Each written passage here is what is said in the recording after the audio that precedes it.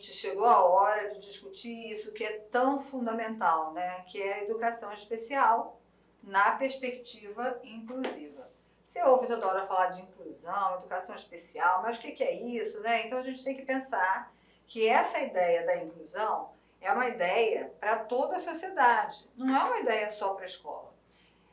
Seria até uma redundância falar em escola inclusiva, porque a escola em si já deveria ser esse espaço inclusivo por natureza, né? Uma vez que a escola lida na garantia de um direito de todas as pessoas, que é o direito à educação.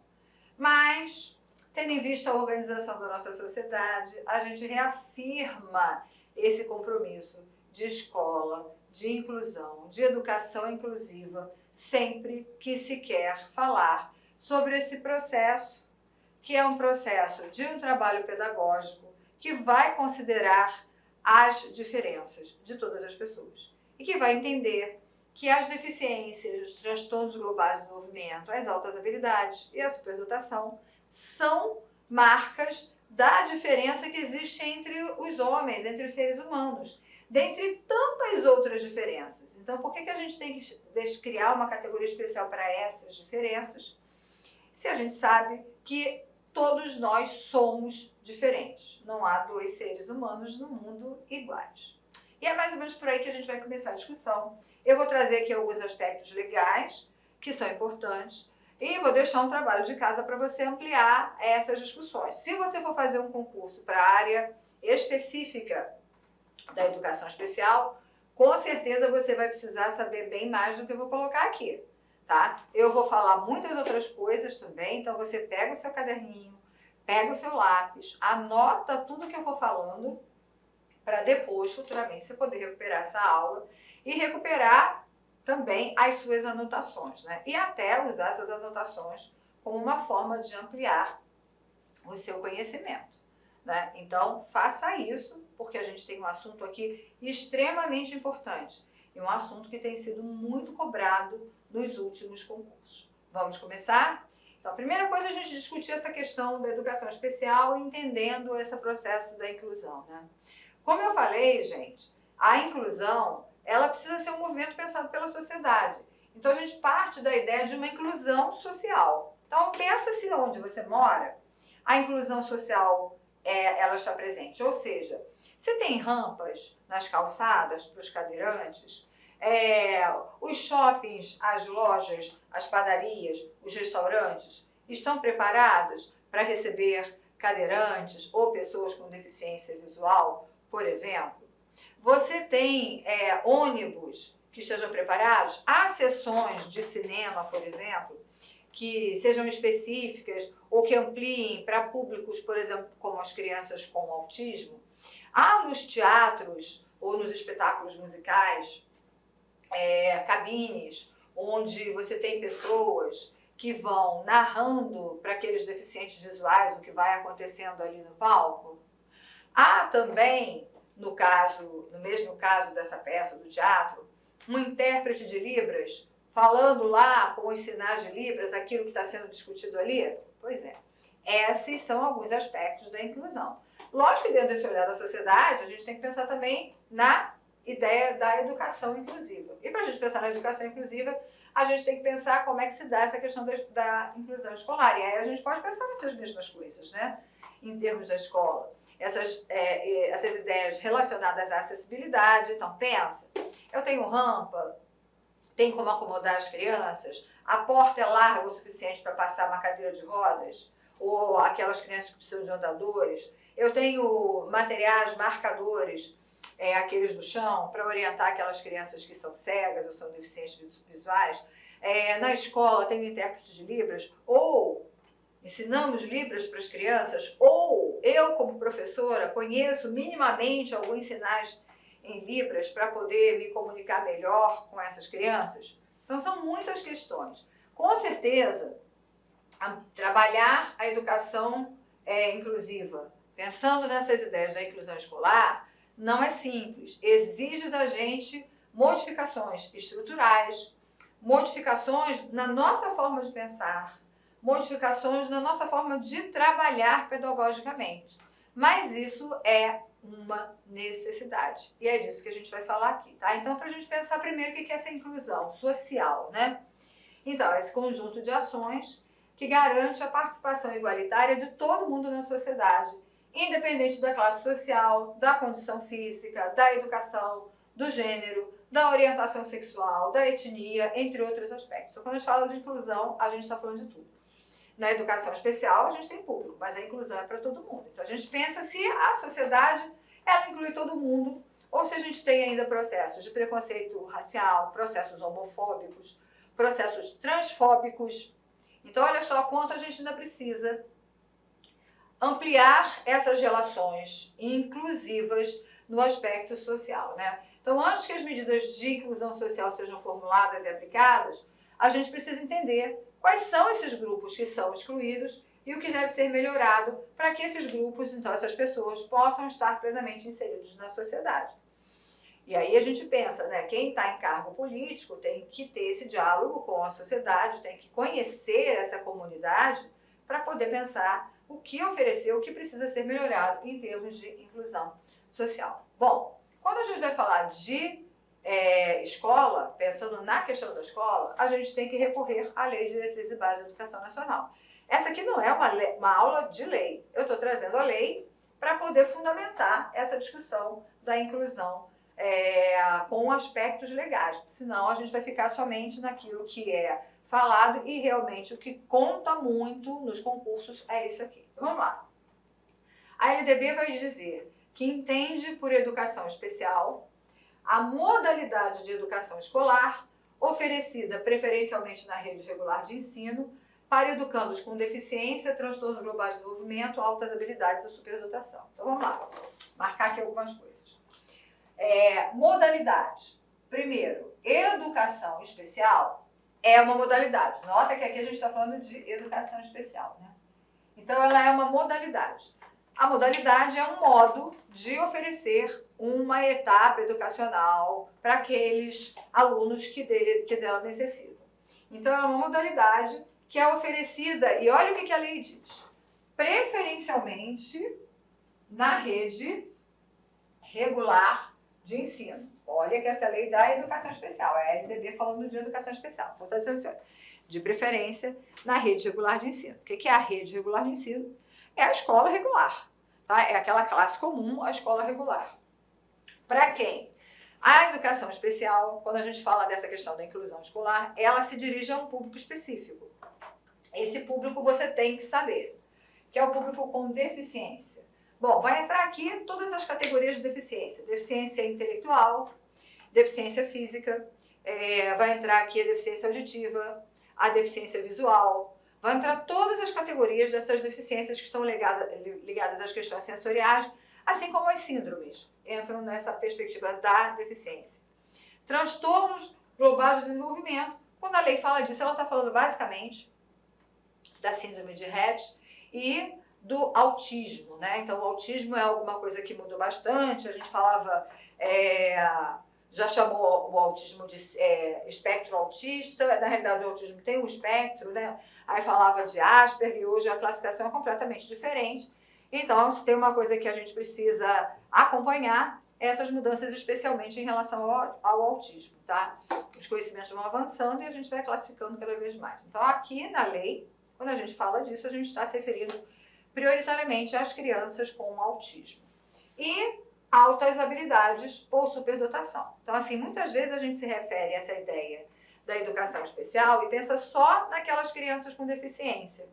Pensa só no déficit. Mas a gente esquece que existe aquelas que estão acima, né? Então, assim, como é que eu sei que existe um déficit? Eu sei porque tem um padrão, que é um padrão que a gente vai chamar de padrão de normalidade. Existe esse padrão de normalidade. O que está abaixo desse padrão de normalidade aponta para um déficit, não uma deficiência. Aquilo que está acima do padrão de normalidade vai apontar, então, para essa ideia de altas habilidades ou de superdotação. E estes também fazem parte desse público da educação especial. Ok? Até aqui? Bom, deixa eu apagar aqui para a gente continuar na nossa aula. Estou tentando ficar aqui mais no canto para não ficar na frente do slide, que eu gosto de usar muito aqui, então vou ficar aqui no cantinho e vou me movimentando para lá. Olha o que a lei continua a dizer. Haverá, quando necessário, serviços de apoio especializado na escola regular para atender às peculiaridades da clientela da educação especial. O atendimento educacional será feito em classes, escolas ou serviços especializados, sempre que, em função das condições específicas dos alunos, não for possível sua integração nas classes comuns de ensino regular. E a oferta de educação especial, nos termos do caput desse artigo, tem início na educação infantil e estende-se ao longo da vida, observado o inciso 3º do artigo 4º e o parágrafo único do artigo 60 desta lei. Bom, olha isso, gente. Haverá, quando necessário, serviços de apoio especializado. Preste atenção no que eu vou dizer para vocês. Apoio especializado é aquele que vai acontecer com um profissional específico, com um profissional que tem alguma especialização para lidar com essas questões da inclusão ou com as questões da aprendizagem das crianças que têm alguma deficiência, transtorno, altas habilidades ou superdotação. Tá? Então, esse apoio é aquele que vai acontecer, por exemplo, nas salas de recurso multifuncionais. Você tem um professor que ele é o professor especialista nisso que a lei está dizendo, tá? E de preferência vai acontecer quando necessário esse apoio especializado na escola regular para atender isso. Então, como é que isso funciona? O aluno, por exemplo, se estuda numa escola de horário parcial, vou dar um exemplo, ele vai de manhã para a escola, à tarde ele vai frequentar esse apoio especializado. Quantas vezes por semana, quantas horas, não tem uma regra, então isso vai ser construído a partir da necessidade e das possibilidades de cada escola, de cada município, tá? Ou cada estado. Bom, ainda a lei da educação especial ainda prevê que existam classes, que existam escolas e que existam serviços especializados. Em casos, mas eles vão ser aquela exceção, não a regra, tá? Em casos em que as crianças tenham algumas condições específicas que não têm a possibilidade de integração nas classes comuns de ensino.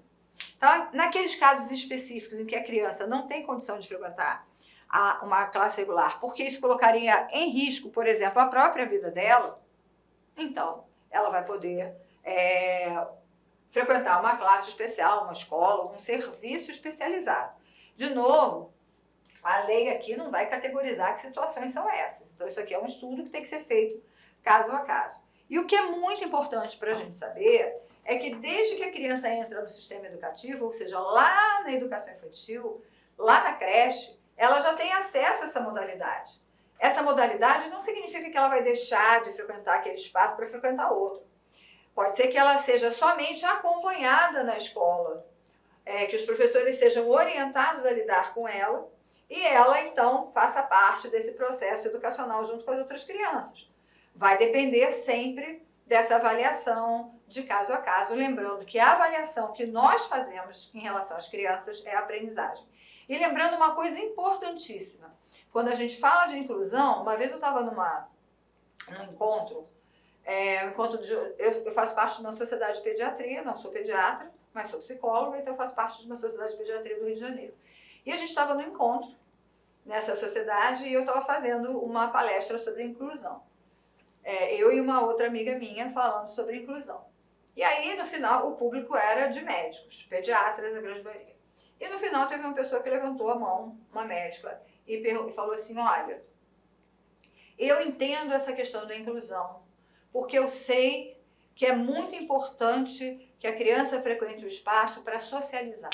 E eu entendo que o objetivo disso é para que a criança socialize com as outras crianças que não têm deficiência.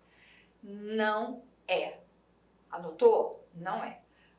Se a gente é escola, se o nosso trabalho em relação à aprendizagem, a gente quer que as crianças aprendam, inclusive as crianças que fazem parte desse perfil da educação especial. É lógico que há processos de socialização, mas há processo de socialização para todas. Então, quando a gente tem a inclusão não é para a criança socializar, a inclusão é para que aquela criança tenha direito a essa modalidade educativa, tenha direito à educação, naquilo que a lei determina, incluída no processo educacional, e não separado desse processo educacional e não excluída das demais, porque vamos entender que as diferenças são marcas nossas e esse tipo de situação da educação especial também vai compor diferenças, ok? Então o foco é a aprendizagem, sempre. Ah, mas eu vou ter que dar aula, vai ter planejamento, vai ter tudo isso, gente, tudo isso. Ah, mas ele vai poder fazer prova? Por que não? Bom, lógico que provas adaptadas às situações dele, às aprendizagens que ele pode ter, porque a gente tem que romper com essa ideia de que se eu matriculei o garoto nessa turma aqui, essa turma do terceiro ano, todas as crianças vão ter que aprender igual do terceiro ano e eu vou querer sempre comparar aquela aprendizagem daquela criança com as outras. Se eu fizer isso, eu vou sempre olhar para aquela criança com numa menos-valia, dizendo que ela não consegue, que ela não pode. Mas, na realidade, quando a gente for falar desse processo de avaliação, especialmente dessas crianças, a gente avalia ela com ela mesma. Ou seja, o que ela fazia antes e o que ela já consegue fazer agora. É sempre essa visão prospectiva e o que ela vai conseguir fazer daqui a algum tempo. E isso, na realidade, deveria ser a nossa forma de lidar com todas as crianças, né? A gente poder acompanhar os processos de aprendizagem de cada criança comparando com ela mesma. Se a gente é diferente, quando eu comparo as crianças todas, eu estou cometendo alguma injustiça nesse processo. Infelizmente, essa ainda não é a nossa prática, mas é algo que a gente precisa crescer e continuar pensando até alcançar. Deixa eu apagar, porque a gente vai passar os slides.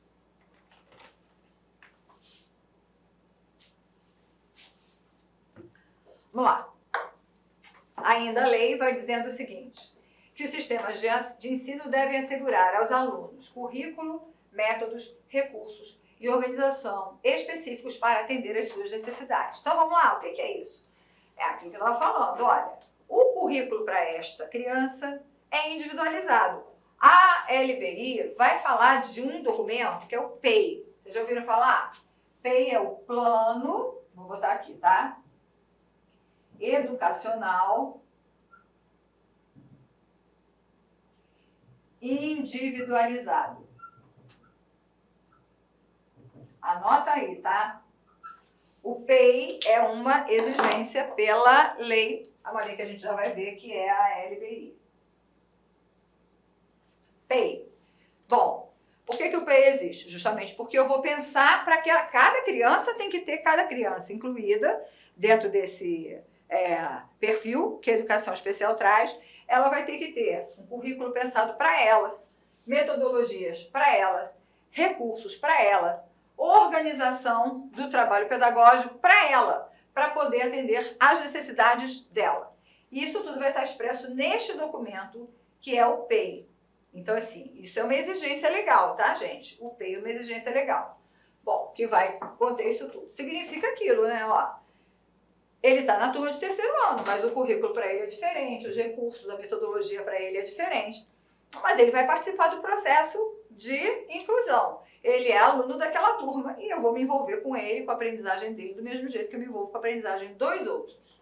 Olha, ainda assim, a lei vai assegurar a terminalidade específica para aqueles que não atingiram o nível exigido para a conclusão do ensino fundamental, em virtude de suas deficiências, e vai assegurar também a aceleração de estudos aos superdotados para a conclusão do programa escolar. A gente olha bastante para a questão das deficiências e tem problemas, mas a gente olha muito pouco para a questão da superdotação e das altas habilidades. Essa é a grande verdade. Então nós temos crianças que são superdotadas, têm altas habilidades e sequer são identificadas, porque nós temos problemas inclusive na identificação dessas crianças, né?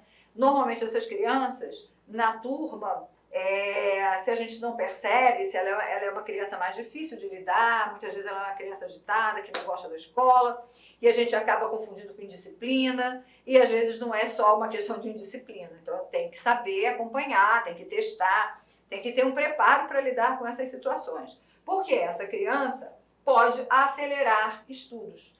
Ou seja, ela não precisa fazer, por exemplo, o ensino fundamental em 9 anos, como está previsto na lei. Ela pode acelerar, mas eu preciso identificar, preciso organizar, sabe isso aqui? Currículo próprio, metodologia própria, tudo próprio para ela também. A mesma coisa, essa terminalidade para quem não atinge o nível exigido para a conclusão do ensino fundamental. Algumas deficiências, elas podem ser impeditivas do sujeito alcançar aquele nível de conhecimento que se espera ao final do ensino fundamental. E aí, gente, a terminalidade dele específica vai ser feita, olha, o currículo dele vai ser assim, organizado dessa forma, porque ele tem condições de alcançar esses objetivos. Quando ele alcançar, a gente pode dar essa terminalidade. A lei prevê isso. É muito difícil você ver isso acontecer na prática, infelizmente. Mas há uma previsão para isso. Aí a gente evita aquela situação de alguns lugares, hoje é mais difícil, mas ainda se encontra, de você ter aquelas escolas especiais, escola especial. Aí eu não estou nem falando de inclusão, falando da escola especial, onde você tem alunos de 30, 40 anos de idade, que vão para a escola de uniforme. É como se fosse aquela infantilização eterna. Gente, ele é adulto, ok? Tem uma deficiência, mas é adulto. Então, será que a gente não poderia pensar em outras propostas, né? De continuidade de atividade? Será que precisa ser esse modelo escolar? Coisas para pensar, e a lei vai dando essa oportunidade para a gente, né? Professores com especialização adequada em nível médio ou superior para atendimento especializado, bem como professores de ensino regular capacitados para a integração desses educandos nas classes comuns. Ela está dizendo duas categorias. Bom, primeiro, professor com especialização adequada para atendimento especializado. É o AE, Atendimento Educacional Especializado. Então, é aquele professor que vai fazer no contraturno aquele trabalho que a gente já tinha dito. Ele tem que ter uma especialização. Essa especialização não significa necessariamente nível superior. Por exemplo, ele pode ser especializado em Libras, fez um curso de Libras e é especializado em Libras. Ou ele é CODA. Vocês sabem o que significa CODA? CODA é aquela pessoa que é filha de pais surdos, mas é ouvinte. E como ele é CODA, ele aprendeu muito bem a língua de sinais e é professor, então ele pode fazer esse atendimento especializado. Isso é o que se espera em termos de especialização. Os professores da turma, os professores regulares, esses têm que ser né? Esses têm que estar capacitados para a integração dos educandos. Saber, em linhas gerais, como é que eu faço para incluir essas crianças na classe. Bom, além disso, pela lei ainda, há essa ideia de educação especial para o trabalho, para a efetiva integração na vida. Vocês podem notar que hoje você vai à lanchonete, você encontra pessoas com deficiência ali trabalhando. Você pode notar que você vai em empresas, tem pessoas com deficiência, porque criou-se uma lei com reserva de vagas. E há essa ideia de você pensar nessa educação para o trabalho, porque as pessoas têm que ser integradas na vida. E o trabalho faz parte da vida. Então, por isso, você tem que pensar nessas inclusões, inclusive para aquelas pessoas que não têm essa capacidade de inserção no trabalho competitivo. Porque ele pode ter uma deficiência física. Ok, a deficiência física, vamos lá, ele é cadeirante. Então, é uma deficiência física que não vai impedi-lo de competir no mercado de trabalho, por exemplo, porque ele não tem nenhum problema que envolva os aspectos intelectuais. Mas vai existir aquele que tem alguns impedimentos e a gente precisa pensar, então, em todos os casos. Por isso, essas reservas de vagas, por isso, essas funções específicas que são hoje comuns da gente ver. Bom, acesso igualitário aos benefícios dos programas sociais suplementares disponíveis para o respectivo nível do ensino regular. Então, o acesso aos benefícios é igualitário na área da educação, tá? Na assistência social tem o BPC, que é aquela bolsa, né, para as pessoas com deficiência, que aquelas famílias que não têm renda, cujas mães não trabalham, porque se a mãe trabalha, ela perde o BPC, é uma loucura isso, mas é assim, se aqui ainda não mudou. Mas aos programas da escola, o acesso é igualitário. Então, por exemplo, paramos as atividades presenciais por conta da pandemia e as crianças ficaram recebendo, sei lá, cestas de alimentos, mensais, semanais, seja o que fosse. As crianças com deficiência e suas famílias, acesso igualitário a esse mesmo benefício, ok? Vou apagar aqui, ó, eu escrevi aqui para a gente poder continuar na nossa aula. Vamos lá. Ó, artigo 59A vai dizer: o poder público deverá instituir cadastro nacional de alunos com altas habilidades ou superdotação, matriculados na educação básica e na educação superior, a fim de fomentar a execução de políticas públicas destinadas ao desenvolvimento pleno das potencialidades desse alunado. Então, há essa ideia, tá, gente? Esse cadastro aqui, na realidade, vai patinando, né? É uma política pública que ainda não está muito efetiva nesse país, embora ela tenha sido elaborada em 2015, aí ela começou a ser colocada em prática, aí nós tivemos todo esse revés na nossa história, e, portanto, isso anda patinando, a gente não tem um cadastro eficiente para identificar quem são esses alunos para poder acompanhar. Olá, meus amigos. Inicialmente eu peço desculpa para você, eu peço licença, pois interrompi seus estudos. Mas esse vídeo da Lá Concursos é um vídeo demonstrativo para todos aqueles que desejam fazer o concurso da Prefeitura de Barra do Bugres. É um vídeo demonstrativo para vocês conhecerem a qualidade do nosso curso. Gente, olha só, quer continuar assistindo essa videoaula?